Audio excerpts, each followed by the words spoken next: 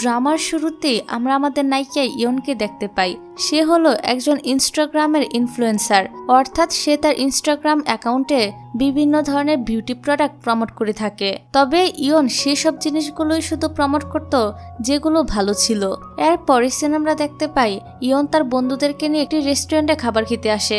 আসলে এখন তাকে এই খাবারের প্রমোশনটা করতে হবে, যার কারণে এসব খাবারের বিল তাকে দিতে হবে না। আর এই কারণে তার বন্ধুরা তো অনেক বেশি খুশি ছিল। যাই হোক, সোশ্যাল মিডিয়াতে ইয়ন নিজেকে যতটা সুন্দরভাবে প্রেজেন্ট করে তার বাস্তব জীবন কিন্তু পুরোই উল্টো, অর্থাৎ তার রিয়েল লাইফের অবস্থা খুবই খারাপ ছিল, কারণ তার কাছে কোনো চাকরি ছিল না। আর সে ইনস্টাগ্রামে টুকটাক প্রমোট করেই নিজের সব চাহিদা পূরণ করত, যার ফলে তার সবসময় টাকার অভাব লেগেই থাকতো। তাছাড়া সে একদম অগোছালো একটা মেয়ে ছিল, যার ফলে তার ঘরের অবস্থা অনেকটা এরকম হয়ে থাকতো। এসবের পরেও তার একটা বয়ফ্রেন্ড ছিল। এর পরের দিন সে তার বয়ফ্রেন্ডের সাথে দেখা করার জন্য আসে। এখানে তার বয়ফ্রেন্ড বলে, আমি আর তোমার সাথে রিলেশনে থাকতে চাই না। এই কথাটা শোনার পর ইয়ন তো অনেক বেশি কষ্ট পায়। সেভাবে তার বয়ফ্রেন্ড কেন তাকে ছেড়ে দিচ্ছে। এখানে ইয়ন তো তার বয়ফ্রেন্ডকে মানানোর অনেক চেষ্টা করে, কিন্তু তার বয়ফ্রেন্ড কোনোভাবেই তার সাথে রিলেশনে থাকতে চাইছিল না। তার বয়ফ্রেন্ড বলে, তোমার বয়স অলরেডি 27 বছর হয়ে গিয়েছে, এখনো তুমি কোনো চাকরি করো না, তাছাড়া আমাদের বিয়ের ব্যাপারেও তুমি কিছু ভাবছো না। এসব আমি আর নিতে পারছি না, আমি আর এই রিলেশনে থাকতে চাই না। এই বলে সেখান থেকে চলে যায়। আসলে ইয়ান তার নিজের জীবন নিয়ে কোনো সময় ভাবতো না, সে সব সময় ইনস্টাগ্রাম নিয়ে পড়ে থাকতো। যাই হোক, ব্রেকআপ হওয়ার কারণে ইয়ান তো অনেক বেশি কষ্ট পাচ্ছিল। তবে কষ্টের মধ্যেও সে ভাবতে থাকে, আমার বয়ফ্রেন্ড কোনো সময় আমাকে সাপোর্ট করতো না, ভালোই হয়েছে আমার জীবন থেকে চলে গিয়েছে। এসব বলে সে নিজেই নিজেকে সান্ত্বনা দিতে থাকে। তারপর সে বাস স্টপে বাসের জন্য ওয়েট করছিল। ঠিক তখনই সান সেখানে আসে।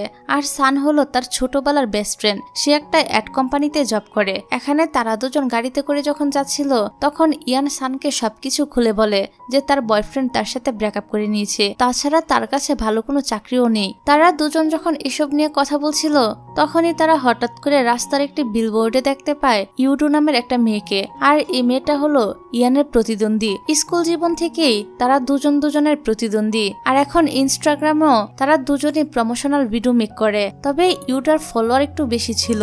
তার কারণ হলো ইউডা ভালো খারাপ সব প্রোডাক্টেরই রিভিউ করে, আর ইয়ান শুধুমাত্র ভালো ভালো জিনিসের প্রমোট করত। তারপর সান তাকে বাড়িতে নামিয়ে দেয়। এখানে ইয়ান সানকে বলে, আমার এখন একটি জবের খুবই প্রয়োজন। সান বলে, আমাদের কোম্পানিটা খুব একটা বড় না, তবে আমাদের কোম্পানির নতুন প্রোডাক্টের অ্যাড নিয়ে কাজ করার জন্য কিছু লোককে চাকরি দেওয়া হচ্ছে, তাই তুমি চাইলে সেখানে পার্ট টাইম হিসেবে জয়েন করতে পারো। এই কথাটা শুনে ইয়ান অনেক খুশি হয়ে যায় আর চাকরিতে জয়েন করতে রাজি হয়ে যায়। সান বলে, তাহলে তুমি কাল সকাল 10টায় আমাদের অফিসে চলে এসো, আমি আমার বসের সাথে তোমার বিষয়ে কথা বলে রাখবো। ইয়ান খুশি হয়ে তাকে জড়িয়ে ধরে। তারপর সে তার বন্ধুকে বিদায় দিয়ে খুশি মনে তার রুমে চলে আসে। রুমে আসার পর তার বয়ফ্রেন্ডের সাথে ব্রেকআপ হয়ে যাওয়ার বিষয়টা নিয়ে তার একটু মন খারাপ হয়। তবে সে তার মন ভালো করার জন্য ইনস্টাগ্রামে ঢুকে। তখনই সে দেখতে পায় ইউডু এডিট করে তার একটা ছবি পোস্ট করেছে। আর এখানে ইউডু এডিট করে তার ফিগারটা আরো বেশি বড় এবং আকর্ষণীয় করে ছবিটা পোস্ট করে, যেটা দেখে ইয়ান হাসতে থাকে। কিন্তু পরক্ষণে সে যখন কমেন্টগুলো পড়ে, তখন তার মুডটা খারাপ হয়ে যায়, কারণ কমেন্ট বক্সে সবাই ইউডুর ছবিটার অনেক প্রশংসা করছিল। এসব দেখে ইয়ান অনেক বেশি জেলাস হয়ে বলতে থাকে, এটা তো এডিট করা পিক, এটা দেখে সবাই তাকে এত কিউট মনে করছে। তারপর সে যখন আরো একটা পিক দেখে, তখন সে তো ইউডুর সাথে এই ছেলেটাকে দেখে একদম অবাক হয়ে যায়। তার কারণ হলো এই ছেলেটা ইয়ানের ছোটবেলার ক্রাশ ছিল। সে হাই স্কুলে থাকতেই এই ছেলেটাকে পছন্দ করত, কিন্তু ওই সময় ইয়ান দেখতে এতটা সুন্দর ছিল না, তাই সে কোনোদিনই তার মনের কথা ওই ছেলেটাকে বলেনি। তারপর হঠাৎ করে একদিন ওই ছেলেটা অন্য দেশে চলে গিয়েছে, যার কারণে ওই ছেলেটা এখন কোথায় কেমন আছে এই বিষয়ে ইয়ান কিছুই জানতো না।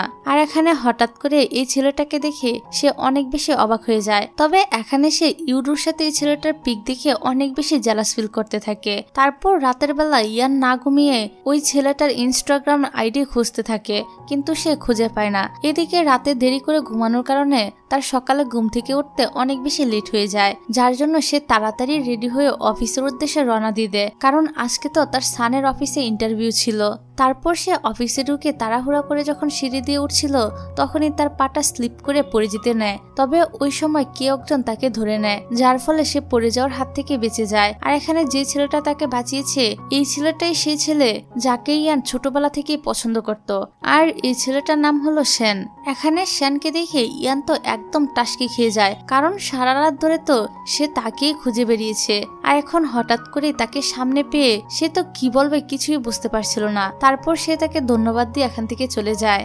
এদিকে যে বস তার ইন্টারভিউ নিচ্ছিল সে তাকে বলে, আমাদের এখানে দুইটা টিম রয়েছে, একটা টিম হলো সানের, আরেকটা টিম হলো শ্যানের। আর এখন সান যেহেতু তোমাকে নিয়ে এসেছে তার মানে তুমি অনেক ভালো কাজ করবে, এটা তোমার প্রতি আমার বিশ্বাস রইল।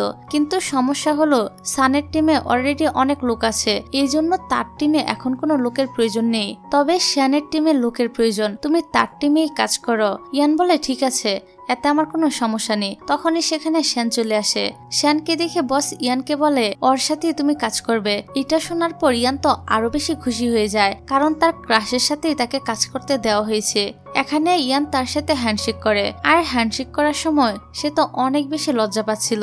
যাই হোক, তারপর শ্যান ইয়ানকে তার কাজের জায়গায় নিয়ে আসে। এখানে সানও ছিল, সে ইয়ানকে দেখে হাই বলে। তারপর শ্যান ইয়ানকে তার কাজগুলো বুঝিয়ে দেয় এবং তার টিম মেম্বারদের সাথে পরিচয় করিয়ে দেয়। কিছুক্ষণ পর ইয়ান এখানে কাজ শুরু করে দেয়। তারপর যখন টিফিন টাইম আসে তখন সান ইয়ানকে ডাক দিয়ে বলে, তোমাকে এই কোম্পানিতে আমি আনলাম আর তুমি কিনা শ্যানের টিমে জয়েন করলে। ইয়ান বলে, এটা তো আমার সিদ্ধান্ত ছিল না, বসই তো আমাকে শ্যানের টিমে দিয়েছে। সান বলে, তুমি কিন্তু ওই ছেলেটার সাথে একদম মিশবে না, কারণ ও ছেলে হিসেবে একদমই ভালো না। আসলে সান মনে মনে ইয়ানকে অনেক পছন্দ করত, এই কারণেই সে শ্যানের বিরুদ্ধে এসব কথা বলছিল। এখানে সান আরো বলে, শ্যান তোমাকে দিয়ে যে যে কাজ করাবে তুমি সেগুলো আমাকে এসে বলবে। ইয়ান বলে, কেন, তোমাকে এসব কথা কেন বলবো? তোমরা দুজন কি একজন আরেকজনের প্রতিদ্বন্দ্বী? সান বলে, আরে না, এমন কিছু না, কিন্তু আসলে সান আর শ্যান একজন আরেকজনের প্রতিদ্বন্দ্বী ছিল। আসলে তারা দুজনের টিমকে বড় করার চেষ্টা করে যাচ্ছে, কিন্তু শ্যানের টিম এগিয়ে ছিল। এদিকে শ্যান আবার ইয়ানকে সানের সাথে কথা বলতে দেখে জিজ্ঞাসা করে, তুমি এখানে কি করছো? ইয়ান কিছু বলার আগেই সান বলে ওঠে, ইয়ান তো এই অফিসে নতুন এসেছে, এই জন্য আমি তার সাথে একটু কথা বলছিলাম। আর শোনো, তুমি তাকে দিয়ে বেশি কাজ করাবে না। শ্যান বলে, এটা নিয়ে তোমার মাথা ঘামাতে হবে না। এই বলে সে ইয়ানকে নিয়ে এখান থেকে চলে যায়। তারপর শ্যান ইয়ানকে বলে, তুমি যে যে কাজগুলো করবে এসবের কিছুই সানকে বলবে না, আর তুমি যদি এই সমস্ত কথা বলে দাও তাহলে কিন্তু আমি তোমাকে আমার টিম থেকে বের করে দিব। তাছাড়া এখন যেহেতু তুমি আমার টিমে কাজ করছো তাই এই টিমকে নিয়ে তুমি শুধু ভাববে। এবার তুমিই বলো, আমি কি তোমাকে বিশ্বাস করতে পারি? ইয়ান তখন আস্তে আস্তে বলে, হ্যাঁ, আপনি আমাকে বিশ্বাস করতে পারেন। এই কথা শোনার পর শ্যান এখান থেকে চলে যায়। তখনই ইয়ান দাঁড়িয়ে দাঁড়িয়ে ভাবতে থাকে, আমি হাই স্কুলে যে ছেলেটাকে ভালোবেসেছিলাম সে তো এখন দেখছি অনেক বেশি চেঞ্জ হয়ে গিয়েছে। আমি যেমনটা আশা করেছিলাম সে আর তেমন নেই। তারপর আমাদেরকে দেখানো হয় শ্যানের টিম বেস্ট হওয়ার কারণ হলো ইউডু শ্যানের টিম প্রমোট করে বলেই তারা সানের থেকে এগিয়ে আছে। এদিকে ইউডু আবার শ্যানকে পছন্দ করত, এই কারণে সে শ্যানকে পটানোর জন্য তার সাথে কাজ করে। যাই হোক, তারপর ইয়ান যখন এখানে এসে ইউডুকে দেখে তখন সে তো অনেক বেশি জেলাস ফিল করতে থাকে।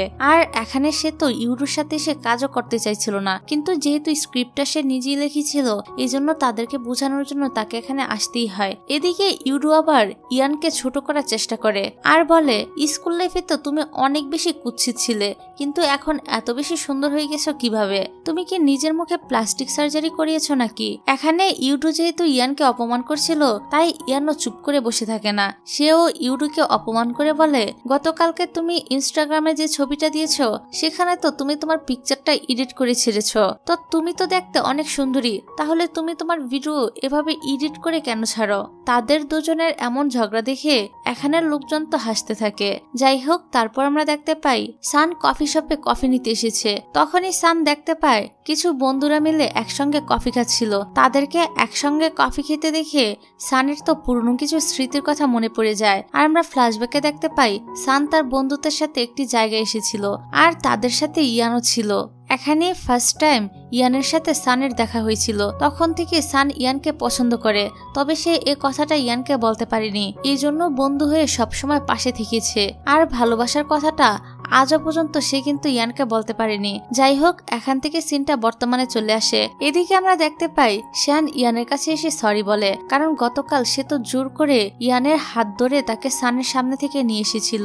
যাই হোক, ইয়ান বলে আমার কিছু হয়নি, আমি কোনো ব্যথা পাইনি। এখানে শ্যান যখনই ইয়ানের সামনে আসে তখন সে তো লজ্জায় পুরো লাল হয়ে যায়। শ্যান যখন ইয়ানকে বলতেই যাবে যে কাজ শেষ হলে আমি তোমাকে তোমার বাসায় নামিয়ে দিয়ে আসবো, ঠিক তখনই ইয়ানের এক্স বয়ফ্রেন্ড তাকে ফোন করে। এই জন্য শ্যান তাকে আর কিছুই বলতে পারে না। এখানে তার এক্স বয়ফ্রেন্ড কয়েকদিন ধরেই তাকে অনেক বিরক্ত করছিল, কারণ সে এখন জেনে গিয়েছে ইয়ান একটি জব করছে। এই কারণে সে এখন আবারও ইয়ানের লাইফে ফেরত আসতে চায়, কিন্তু ইয়ান এতে রাজি হয় না। তাছাড়া এখন সে তার হাই স্কুলের ক্রাশের দেখা পেয়ে গিয়েছে, সে তো তাকে পটাতেই ব্যস্ত। এক্স বয়ফ্রেন্ডের কি এখন আর পাত্তা আছে? যাই হোক, তারপর সবাই যখন কাজ শেষ করে অফিস থেকে বের হচ্ছিল তখনই ইউডু এখানে মাথা ঘোরানোর বাহানা করে যাতে শ্যান তাকে বাসায় পৌঁছে দেয়। আর এমনটাই হয়। শ্যান বলে তোমার কি শরীর খারাপ লাগছে? তাহলে চলো আমি তোমাকে তোমার বাসায় নামিয়ে দিয়ে আসি। ইউডুর সাথে সাথে সেই ইয়ানকেও বলে যে তুমিও চলো, তোমাকে আমি নামিয়ে দিব। কিন্তু এই বিষয়টা ইউডুর তো একদমই ভালো লাগে না, কিন্তু কি আর করার, সে এখানে কিছুই বলতে পারে না। তারপর শ্যান ইউডুকে তার বাসার সামনে নামিয়ে দিয়ে ইয়ানকে নিয়ে তার বাসার দিকে যেতে শুরু করে। গাড়ি করে যাওয়ার সময় শ্যান ইয়ানকে জিজ্ঞাসা করে আচ্ছা তোমার প্রথম ভালোবাসা কে ছিল? এটা শোনার পর ইয়ান তো পুরোই অবাক হয়ে যায় আর মনে মনে বলতে থাকে আমি এখন এটা কি করে বলবো যে তুমি আমার প্রথম ভালোবাসা ছিলে। এসব ভেবে সে তাকে কিছু না বলে উল্টো প্রশ্ন করে তোমার প্রথম ভালোবাসা কে ছিল? তখন শ্যান বলে আমি স্কুল লাইফে একটা মেয়েকে দেখে ক্রাশ খেয়েছিলাম, তবে আমি তার নাম ঠিকানা কিছুই জানি না, এমনকি সে এখন কোথায় থাকে এই ব্যাপারেও কিছুই জানি না, তবে তার ফেসটা এখনো আমার মনে আছে। এসব শুনে ইয়ান মনে মনে ভাবতে থাকে আমার ক্রাশ যাকে পছন্দ করে সে নিশ্চয়ই অনেক বেশি লাকি। তারপর সে ইয়ানকে তার বাড়ির সামনে নামিয়ে দেয়। এখানে তারা দুজন নেমে কিছুক্ষণ গল্প করে। এখানে কথা বলতে বলতে হঠাৎ ইয়ান চাঁদের দিকে তাকায়। চাঁদের দিকে তাকিয়ে সে বলে আমার যে প্রথম ভালোবাসা ছিল সে বাস্কেটবল অনেক বেশি পছন্দ করত আর সবসময় বাস্কেটবল খেলতো। এখানে ইয়ান যখন এসব কথা বলছিল তখন আমরা ব্যাকগ্রাউন্ডে তাদের স্কুল লাইফের সিনগুলো দেখতে পাই। যাই হোক, তারপর ইয়ান এখান থেকে চলে যায়। কিছুক্ষণ পরে আমরা দেখতে পাই ইয়ানের যে এক্স বয়ফ্রেন্ড ছিল সে আবারও ইয়ানকে ফলো করতে করতে তার বাড়ি পর্যন্ত চলে আসে। এখানে এসে সে দেখতে পায় ইয়ান আজকে সানের সাথে না, অন্য আরেকজনের সাথে আছে। এটা দেখে তার একটু সন্দেহ হয়। যাই হোক, পরের দিন সবাই আগের মতো করে অফিসে কাজ করছিল। তখন ইয়ান তার স্কুল লাইফের সিনগুলো কল্পনা করতে থাকে। এখানে আমরা দেখতে পাই শ্যান যখন বাস্কেটবল খেলছিল ইয়ান তখন স্টাডি রুমের সাইডে দাঁড়িয়ে তাকিয়ে দেখছিল।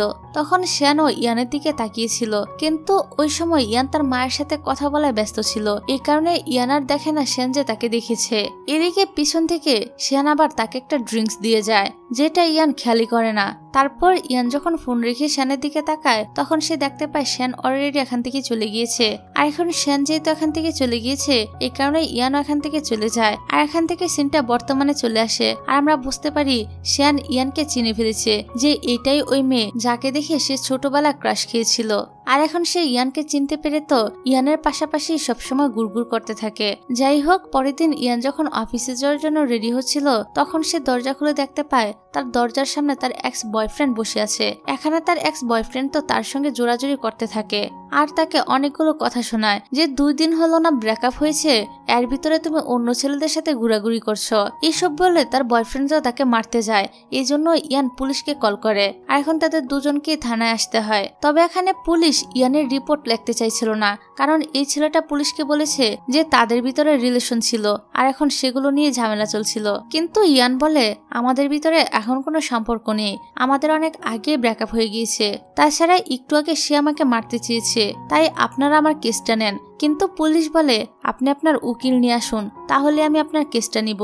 যাই হোক, এখন ইয়ান যেহেতু থানায় ফেসে গিয়েছিল এই কারণে তার অফিসে যেতে দেরি হবে, তাই সে তার অফিসের এক কলিগকে ফোন করে বলে আমি একটা ঝামেলার কারণে পুলিশ স্টেশনে আটকা পড়ে আছি, এই জন্য আজকে আমি অফিসে আসতে পারবো না। এদিকে শ্যান যখন এই নিউজটা জানতে পারে তখন সে তার এক উকিল বন্ধুকে নিয়ে সরাসরি পুলিশ স্টেশনে চলে আসে। আর এবার পুলিশও উকিলকে দেখে তার কেসটা নিতে বাধ্য হয়। তারপর শ্যান ইয়ানকে নিয়ে তার বাড়িতে চলে আসে। তখনই এখানে হঠাৎ করে সানও চলে আসে। এখানে সান যখন তাদের দুজনকে একসাথে দেখে তখন সে তো অনেকটাই অবাক হয়ে যায় আর ভাবে তারা দুজন এখানে কি করছে। তখনই ইয়ন বলে ওঠে আমি তোমার সাথে এসব বিষয় নিয়ে পরে কথা বলবো, এখন তুমি এখান থেকে চলে যাও। বেচারা সানও আর কিছুই বলতে পারে না, আর বাধ্য হয়ে এখান থেকে চলে যায়। তারপর শ্যান তার উকিল ফ্রেন্ড বলে, তোমার যা যা করতে হয় তুমি তাই তাই করো, তবে ইয়ান যেন এ বিষয় নিয়ে আর কোনো ঝামেলা না পড়ে। তখন ইয়ান তো শ্যানের দিকে এক দৃষ্টিতে তাকিয়ে থাকে। এটা দেখে শ্যান বলে ওঠে, আচ্ছা আমার মুখে কি কিছু একটা লেগে আছে? ইয়ান বলে, কেন? শ্যান বলে, তাহলে তুমি আমার দিকে এভাবে কেন তাকিয়ে আছো? এই কথাটা শুনে ইয়ান তো অনেক বেশি লজ্জা পেয়ে যায়, আর এখান থেকে খাবার আনার কথা বলে চলে যায়। এদিকে শ্যান ইয়ানের রুমটাকে ভালোভাবে দেখতে থাকে। তখনই সে হঠাৎ করে একটা ফাইল দেখতে পায়, আর এই ফাইল থেকে সে জানতে পারে ইয়ানও তার হাই স্কুলেই পড়তো। তারপর যখন ইয়ান এখানে আসে তখন শ্যান তাকে জিজ্ঞাসা করে, আচ্ছা তুমি কি আমার স্কুলেই পড়তে? ইয়ান বলে, হ্যাঁ আমিও ওই স্কুলেই পড়তাম। কিন্তু সে এখানে তার পুরনো কোনো কথাই বলে না, কারণ সে স্কুল লাইফে দেখতে তো খুব একটা সুন্দর ছিল না। এই কারণে সে আর স্কুল লাইফ নিয়ে কোনো কথা বাড়ায় না। তারপর শ্যান তাকে বলে, আমাদের স্কুলের সবাই একটা রিইউনিয়ন পার্টি করার কথা চিন্তা করছে, তুমি কি সেখানে অ্যাটেন্ড করবে?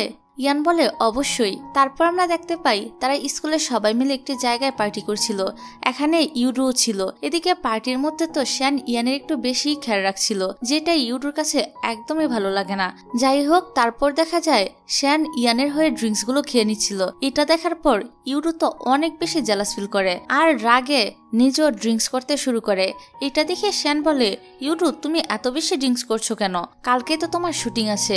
কিন্তু ইউডু তার কোনো কথাই শুনে না, সে একের পর এক ড্রিঙ্কস করতেই থাকে। এদিকে ইয়ান তার বন্ধুদের চাপে পড়ে হালকা ড্রিঙ্কস করে ফেলে, যার জন্য সে ওয়াশরুমে চলে যায়। এখান থেকে ইয়ান যখন ওয়াশরুমে চলে যায় তখন ইউডু শ্যানকে জিজ্ঞাসা করে, আচ্ছা তুমি ইয়ানের এত বেশি কেয়ার কেন করছো? তুমি তো ভালো করেই জানো আমি তোমাকে হাই স্কুলের লাইফ থেকে পছন্দ করি, তোমাকে আমি এত ভালোবাসি, অথচ আমাকে তো কোনোদিন কেয়ার করোনি। শ্যান বলে, তোমাকে আমি অনেকবারই বলেছি তোমাকে আমি ভালোবাসি না, তোমাকে আমি বোনের মতো দেখি। ইউডু তখন বলে, আমি যদি তোমার বোন হই তাহলে ইয়ান তোমার কি হয়? শ্যান তখন তার এই প্রশ্নের কোনো উত্তর না দিয়ে এখান থেকে চলে যায়। তারপর সে ইয়ানের জন্য ওয়াশরুমের বাইরে দাঁড়িয়ে থাকে। ইয়ান যখন ওয়াশরুম থেকে বের হয়ে শ্যানকে দেখে তখন তো সে একটু অবাক হয়ে বলে, তুমি এখানে কি করছো? শ্যান বলে, তুমি কি ঠিক আছো? ইয়ান বলে, হ্যাঁ তুমি কোনো চিন্তা করো না, আমি একদম ঠিক আছি। তখন শ্যান বলে, তুমি ঠিক নেই, তুমি অনেক বেশি ড্রিঙ্কস করে ফেলেছো, তুমি তো তোমার বাসায় একা থাকো, তোমার এত বেশি ড্রিঙ্কস করা একদমই উচিত হয়নি। তারপর শ্যান বলে, দেখো গতকাল তোমার এক্স বয়ফ্রেন্ড যা করেছে এরপর থেকে কিন্তু তোমার অনেক সাবধানে থাকা উচিত। শ্যানের মুখে এই কথা শুনে ইয়ান তো অনেক বেশি খুশি হয়ে যায়, কারণ তার হাই স্কুলের প্রথম ভালোবাসাকে অনেক কেয়ার করছে। এটা দেখি তো যে কেউই খুশি হবে, তাই না? আর তোমাদের কার কার লাইফে এরকম একটা কেয়ারিং পার্সন আছে সেটা কিন্তু আমাকে অবশ্যই কমেন্ট করে জানিয়ে যাবে। যাই হোক, এর পরের সিনে আমরা দেখতে পাই সবাই কাজে ব্যস্ত ছিল, আর কাজের ফাঁকে ফাঁকে শ্যান শুধুমাত্র ইয়ানকেই দেখে যাচ্ছিল। এদিকে ইউডু আজকে প্রোডাক্ট রিভিউ দেওয়ার জন্য লাইভে ব্যস্ত ছিল, আর ইউডু এখন একদম প্রফেশনাল ভাবে রিভিউ দিতে পারে, যেটা দেখে ইয়ান বলতে থাকে, সত্যি সে অনেক বেশি ট্যালেন্টেড, আমি তত সুন্দর করে কখনোই প্রোডাক্ট সম্পর্কে রিভিউ দিতে পারবো না। তারপর যখন ইউডু তার লাইভ শেষ করে বাহিরে আসে তখন ইয়ান তার সাথে কথা বলার জন্য আসে আর বলে, সত্যি আজকের লাইভটা অনেক বেশি সুন্দর হয়েছে, তুমি অনেক ভালো পারফরমেন্স করেছো। কিন্তু এখানে ইউডু তাকে অনেক অপমান করে। তারপর আমরা দেখি ইউডু শ্যানের কাছে এসে বলে দেয় যে সে আর তার টিমে কাজ করবে না। এটা জানার পর শ্যান তো অনেক বেশি চিন্তায় পড়ে যায়, কারণ কয়েকদিনের ভিতরে আরো একটা লাইভ করতে হবে, এখন এই লাইভটা কে করবে?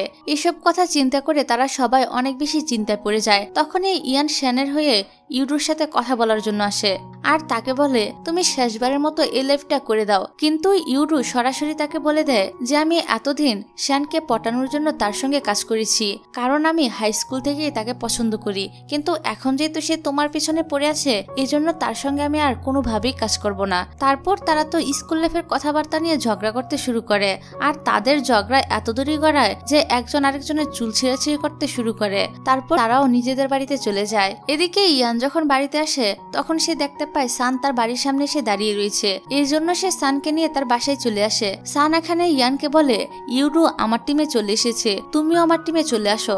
কিন্তু ইয়ান বলে, আমি এটা করতে পারবো না, আমি শ্যানের টিমেই থাকবো, কারণ সে আমার ক্রাশ। সান বলে, হ্যাঁ আমি জানি যে সে তোমার ক্রাশ। তখনই ইয়ান বলে, তাহলে বলো আমি কিভাবে তার টিম ছেড়ে তোমার টিমে চলে আসি? ইয়ানের এসব কথা শুনে আজকে সান বলেই দেয় যে সে তাকে পছন্দ করে। ইয়ান যখন সানের মুখ থেকে এই কথাটা শুনে তখন সে তো অনেক বেশি অবাক হয়ে যায় আর কি বলবে কিছুই বুঝতে পারে না। তারপর সান ইয়ানকে বলে, তোমার এখনই উত্তর দেওয়ার কোনো প্রয়োজন নেই, আমি জাস্ট শুধুমাত্র আমার মনের ফিলিংস গুলো তোমাকে জানালাম। এই কথাটা বলে সে এখান থেকে চলে যায়। কিন্তু এরপর থেকে সান আর ইয়ানের সাথে আগের মতো কথা বলতে পারে না, যার জন্য ইয়ন তো সানকে অল টাইমই ইগনোর করতে থাকে।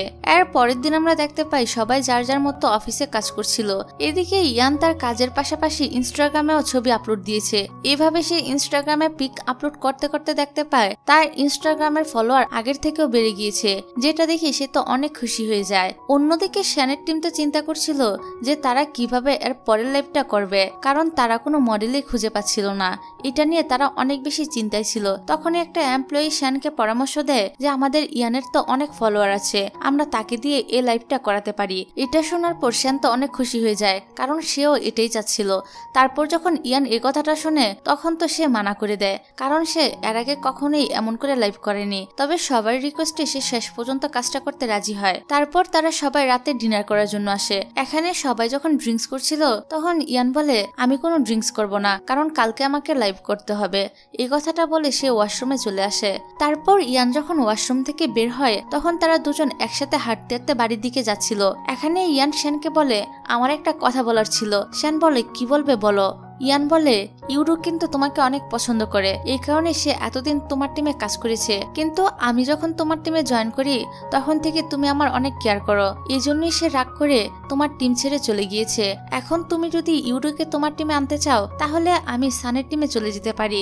কিন্তু শ্যান বলে, এর কোনো প্রয়োজন নেই, কারণ আমি চাই না তুমি আমার থেকে দূরে থাকো, আর আমিও কিন্তু তোমাকে ভালোবাসি। এখানে সে তাকে প্রপোজাল করেই কিস করে দেয়। আর ইয়ানও যেহেতু শ্যানকে পছন্দ করত, তাই সে আর শ্যানকে এই কাজে বিরক্ত না করে নিজে কিসের ফিলিংসটা নিতে থাকে। যাই হোক, পরের দিন আমরা দেখতে পাই ইয়ান তার লাইফটা খুব সুন্দরভাবে রিভিউ দিচ্ছিল, কারণ আজকে তার মনটা অনেক বেশি ভালো ছিল।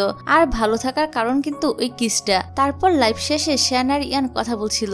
এখানে শ্যান ইয়ানকে বলে, দেখো আমি জানি সান তোমাকে পছন্দ করে, কিন্তু তুমি আর সে তো ছোটবেলা থেকে বেস্ট ফ্রেন্ড ছিলে। এই জন্য আমার মনে হয় তোমাদের দুজনের মধ্যে কথা বলে এই বিষয়টা ঠিক করে নেওয়া উচিত। এই জন্য সে সানের সাথে এসে কথা বলে আর তারা আবারও আগের মতো বন্ধু হয়ে যায়। যাই হোক, এভাবে বেশ কিছুদিন পার হয়ে যায়। আর এখন ইয়ানের জীবনটা অনেক পরিবর্তন হয়ে গিয়েছে, কারণ এখন সে অফিসের পাশাপাশি বাসায় এসেও তার ফ্যান ফলোয়ারদের সাথে কথা বলে। এইসব করতে করতে তার স্কিলও এখন অনেক বেশি ডেভেলপ হয়ে গিয়েছে। এর পরের দিন আবারও ইয়ান লাইভে আসে। সে আজকে অনেক ভালো করে প্রোডাক্টগুলো রিভিউ দিচ্ছিল, কিন্তু হঠাৎ করে স্ক্রিন থেকে তাদের স্ক্রিপ্টটা অফ হয়ে যায়। আসলে তাদের সামনে একটা স্ক্রিপ্ট থাকতো আর সেখান থেকে পড়ে তারা রিভিউ দিত। এখন যেহেতু স্ক্রিপ্টের স্ক্রিনটা অফ হয়ে গিয়েছিল তাই তারা কেউই বুঝতে পারছিল না এখন তারা কি করবে। তখনই ইয়ান অনেক সুন্দর করে নিজের মতো করে সবকিছু বলতে থাকে আর সে প্রোডাক্টগুলোর খুব সুন্দরভাবে রিভিউ দেয়। আর তাকে এত সুন্দরভাবে কথা বলতে দেখে তার লাইফটাতেও অনেক বেশি রিচ হয়। এই লাইভে প্রায় 30,000 লোক জয়েন করে। এটা দেখে তারা সবাই অনেক বেশি খুশি হয়ে যায়। তারা সবাই ভাবতে থাকে স্ক্রিপ্ট ছাড়াও ইয়ান কত সুন্দর সবকিছু সামলে নিয়েছে। তখনই লাইভে জয়েন করা একজন লোক হঠাৎ করে ইয়ানকে বলে ওঠে, আচ্ছা তোমার কি বয়ফ্রেন্ড আছে? ইয়ানও বলে দেয় যে হ্যাঁ আমার বয়ফ্রেন্ড আছে। তারপর সে লাইভে নিজের বয়ফ্রেন্ডকেও দেখাতে শুরু করে আর বলে এটাই হচ্ছে আমার বয়ফ্রেন্ড। আর তখন সবাই তো দুষ্টু মিষ্টি কমেন্ট করতে থাকে। এদিকে তখনই আরেকজন বলে ওঠে, এটা যদি সত্যি তোমার বয়ফ্রেন্ড হয় তাহলে তাকে কিস করো। আর এখন ইয়ানও তাদেরকে বিশ্বাস করানোর জন্য লাইভের মধ্যে শ্যানকে কিস করতে শুরু করে। যাই হোক, তারপর তারা অনেক সুন্দরভাবে লাইভটা শেষ করে। আর তাদের আজকের লাইভে অনেক বেশি প্রোডাক্ট সেল হয়েছিল। এটা দেখে অফিসের বস ইয়ানকে কোম্পানির পার্মানেন্ট এমপ্লয়ি বানিয়ে নেয়। এর সাথে সাথে তাকে অনেক বেশি বোনাসও দেওয়া হয়। এটা শোনার পর ইয়ান তো অনেক বেশি খুশি হয়ে যায়। এই কারণে সে সবাইকে বলে, আমি যেহেতু আজকে বোনাস পেয়েছি তাই তোমাদের সবাইকে ট্রিট দিব। তারপর রাতের বেলা তারা সবাই খাওয়া দাওয়া করতে আসে। এখানে ইয়ান আমাদেরকে উদ্দেশ্য করে বলে, তুমি তোমার অনলাইন লাইফে যতই হাসি খুশি থাকো না কেন, তুমি যদি তোমার রিয়েল লাইফে হাসি খুশি না থাকতে পারো তাহলে তুমি প্রকৃতপক্ষে কখনোই সুখী না। আর এটা কিন্তু একদম সত্যি কথা।